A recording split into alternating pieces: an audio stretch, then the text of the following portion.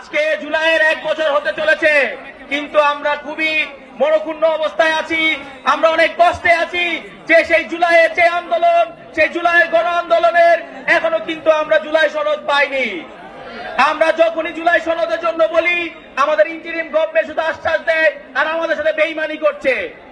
আমরা বলতে চাই, আপনারা যদি আগামী 5ই আগস্টের আগে আমাদের জুলাই সনদ ঘোষণা না করেন, তাহলে আমাদের প্রত্যেকটা জনগণ, তরুণ, ছাত্র সমাজ সবাই মিলে জুলাই সনদ ঘোষণা করবে। আমরা চাই যেই গণহত্যা হয়েছে সেই গণহত্যার বিচার সেই বাংলাদেশে হতে হবে, এবং এই গণহত্যার বিচার হওয়া ছাড়া সেই নির্বাচনের প্রহসন যে আলাপ মাঝে মাঝে উঠে, সেই আলাপকে আমরা কোনোদিনও আমরা মানি না। আমরা বলতে চাই, এই সিলেট পূর্ণভূমি, এই ভূমি থেকে আমাদের আগামী দিনের নেতৃত্ব উঠে আসবে। আজকে এই যে জনসমাগম প্রমাণ করে যে সিলেট আমাদের এনসিপির একটা ঘাঁটি, এখান থেকে আমরা আগামী দিনে আওয়াজ তুলতে চাই। আমরা বলতে চাই যে আমাদের প্রশাসন, আপনারা কিন্তু অনেক সময় দেখা যায় একটা দলের পক্ষে কথা বলেন।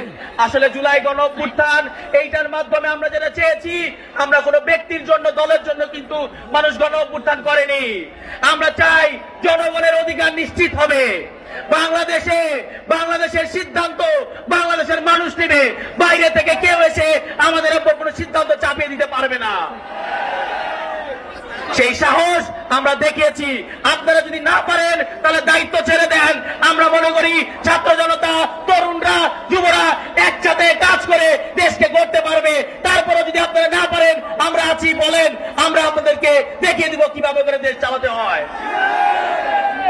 প্রিয় ভাই বোনেরা, আজকে খুব বেশি কথা বলবো না, শেষে একটা কথাই বলবো যে জুলাই গণ অভ্যুত্থান, ছাত্র জনতা গণ অভ্যুত্থানের পরে এই বাংলাদেশ যদি গড়তে হয়, সেই গড়ার যাত্রায় আমাদের তরুণ সমাজকে, যুব সমাজকে সবচেয়ে বেশি অগ্রণী ভূমিকা পালন করতে হবে।